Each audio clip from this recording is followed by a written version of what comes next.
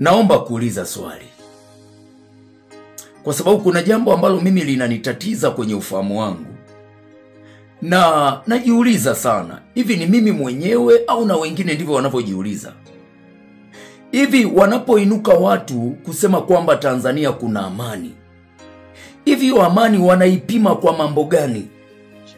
Kwa sababu unaposema Tanzania kuna amani na wakati kuna watu wanapotea, watu wanapotezwa, watu wanatekwa, tunaona ni vilio kila kona.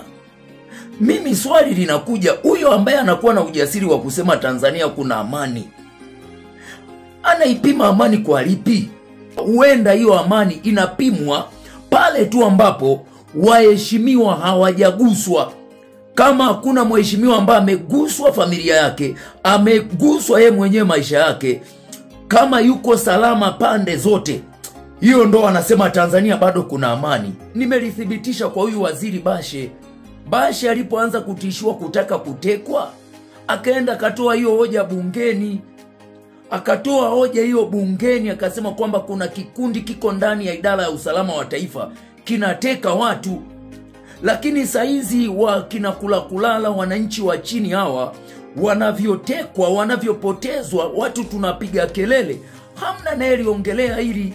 Kwa sababu huwezi ukawa na ujasiri ukasema kwamba Tanzania kuna amani wakati kuna watu wanapotezwa, chungu nzima ya watu wanapotezwa, kila kona watu wanalia, watu wanapigwa, watu wanatekwa, wanapigwa, wanarudishwa. Wengine walipigwa risasi kwenye taya zao, walienda wakatupwa Katavi. Watu wanapotea mpaka saizi hatujui kama wako hai au wamekufa.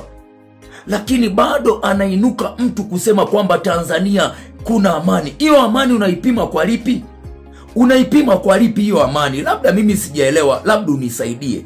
Huenda mimi naweza nakaa nakosea, kwa sababu mimi siwezi nikasema kuna amani wakati kuna watu wanalia, na siwezi nikawa na raha. Wewe ambaye utakuwa na raha unapoona mwingine analia, mwingine amepotea, mwingine ameuawa, mwingine ametekwa. Kuna watu wameshushwa ndani ya basi. Ali Kibao alishushwa ndani ya basi mchana kweupe, akabebwa na watu kabisa, akaenda akapigwa risasi, akauawa kule. Unasimama unasema kuna amani. Hiyo amani unaipima kwa yapi? Katika kitabu cha Yeremia sura ile ya 6 na ule mstari wa 14, maandiko matakatifu yanasema, wameiponya jeraha ya watu wangu kwa juu tu, wakisema amani amani, wala hapana amani. Yani wewe unasema amani amani wakati kuna watu wanaumia, wana majeraha. Wewe unawaponya majeraha yao juu tu. Kiongozi unainuka unasema Tanzania ndo imebaki ina amani. Amani ipi? Unaipima kwa lipi? Naombeni mnisaidie. Watu wanauawa, watu wanatekwa, watu wanapotezwa, watu wanapitia mateso makali katika nchi ya Tanzania. Unasema kuna amani? Au hiyo amani ni kwa waheshimiwa? Ndio maana nimeuliza toka mwanzo, labda kama waheshimiwa hajaguswa hiyo ndio inaitwa amani, lakini wakianza kuguswa waheshimiwa, hapo ndo tutasema sasa Tanzania amani imepotea. Wengine sisi sio watu, wengine ni panya, ni nyani. Hata tukifa hamna atakayeongelea. Ndio maana wanainuka viongozi akitaka kutoa hoja mtu bungeni. Jamani, swala hili la utekaji tuliangalie. Speaker anainuka anasema watu wanajiteka, kuna mtoto alijiteka. Unaongea ukiwa na confidence kabisa, hauogopi yani. Hii Tanzania tunakoelekea. Lakini mimi niwaambie wabaya wote ambao mnanufaika kupitia mateso na mauaji ya watu haya, mimi narudia kusema, msemo wangu ni ule.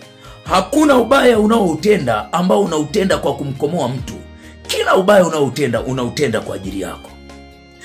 Ni muda tu, inategemea tu muda tu haujafika.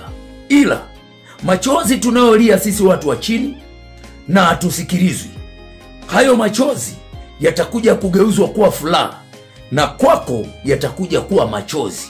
Ndipo utakuja uone uchungu, kumbe watu walivyokuwa naumia, ndipo utakuja ufili yale maumivu. Kwa sasa endelea kula bata. Hata ninavyoongea ni nyani tu, yule nyani anaongea nini? Kwanza tukiamua tunaenda kumzima, sawa, haina shida. Lakini nikwambie, kila ubaya unaotenda unautenda kwa ajili yako. Amen.